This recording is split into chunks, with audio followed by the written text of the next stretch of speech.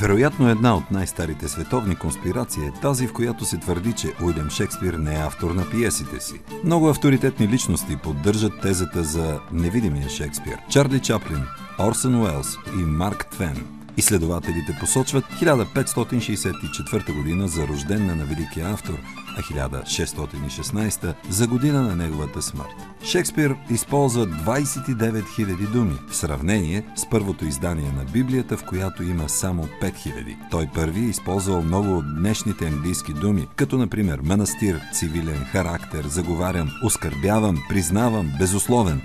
Също така, Шекспир е първият, който използва думата път, въпреки че не той е изобретил пътищата. Бил ли е Шекспир Шекспир? Защо се е появил Шекспир? 99 от 100 англичани вярват, че това е Шекспир. Може би защото Шекспир обяснява възхода на империята. Метафорите са част от битието на тайните общества. Защо е създаден Шекспир? Истинският Шекспир може да бъде разбран само на театралната сцена, само в театъра. Бейкън и неговото тайно учение. В Англия пристига Ян Коменски. Да. Този основател на съвременната педагогика пристига в Англия, носейки едно свое съчинение, наречено Път към светлината. Ние се занимаваме през призмата на тайните общества постоянно с категорията светлина в прекия и в предностния смисъл. За изучаване трудовите и идеите на Френсис Бейкън за новото устройство на света, театърът, който се е нуждаел от пиесите на Шекспир. Френсис Бейкън. А той е основател на съвременната философия. За да можеш да напишеш Шекспир, трябва да си се изолирал от несъществените неща в живота. Много лошо е действал с новото си мислене. За нова квалификация на науките. Пада ябълката на главата ти, откриваш закона. Не пада. Всеки умен мъж, който успее да се откопче от суетата на властта, постига нещо значимо, което остава векове след него. Трябва да се създаде общ език, на който да си говорят учените и посветените хора по цялата земя, извън официалните езици. Бейкън разбира, че може да се построи новата Атлантида, новото утопията, новото идеално общество, ако се усъвършенства езика. Розенкройцерство, учението, посетителското учение за изследване на общественото съзнание и неговото преформатиране. Затова театъра е било винаги най-дисидентското място. Може ли да бъде разкодиран Шекспир, Шекспировото творчество?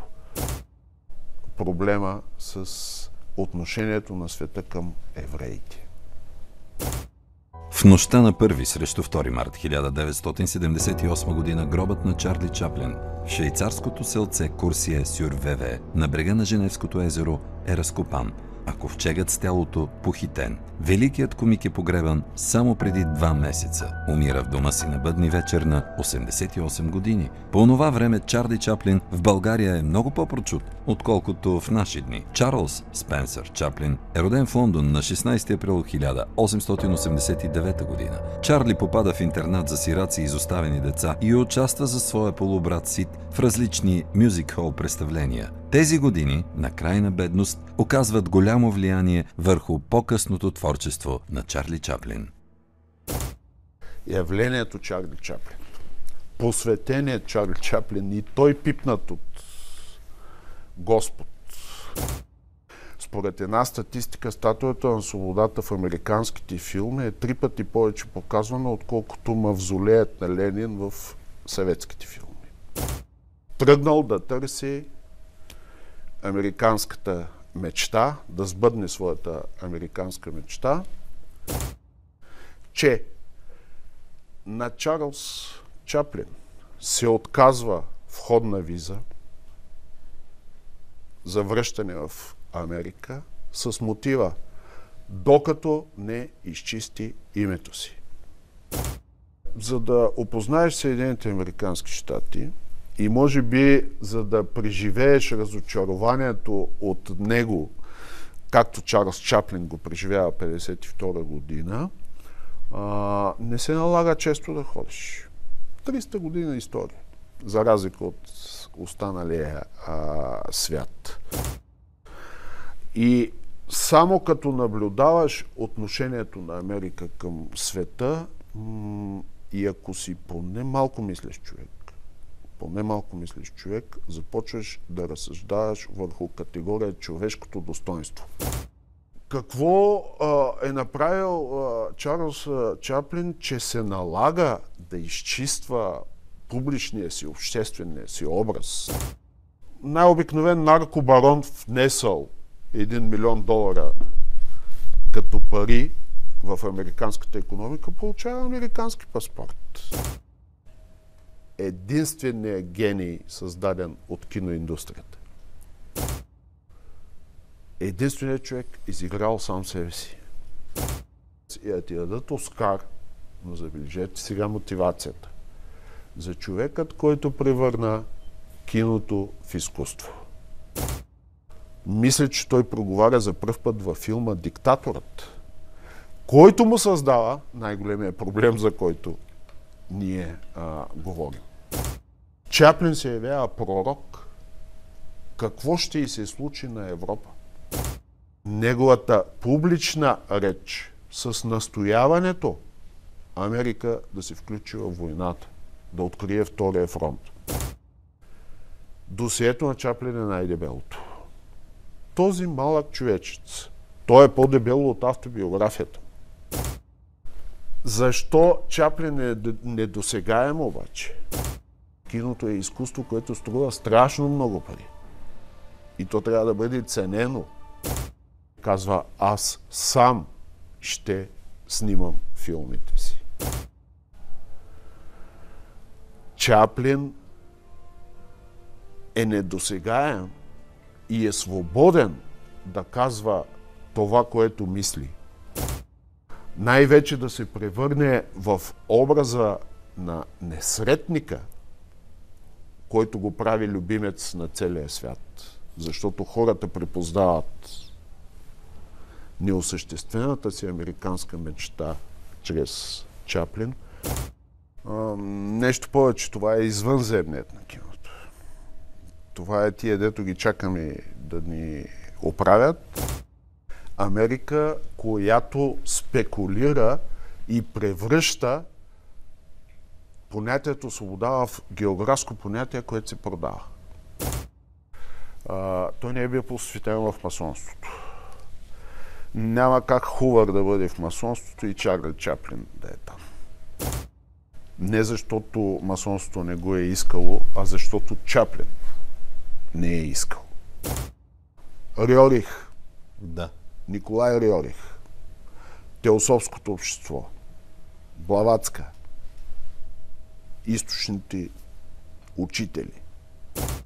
Идеята, пактът Рьорих и асамблеята Знаме на мира, веднага Людмила Живкова Чаплин комунист. Не е толкова комунист, колкото истински християнин. Комедията се ражда от трагедията. Затова Чаплин е посветеният, който разплаква хората чрез смеха си. Имаш две опции в днешния свят.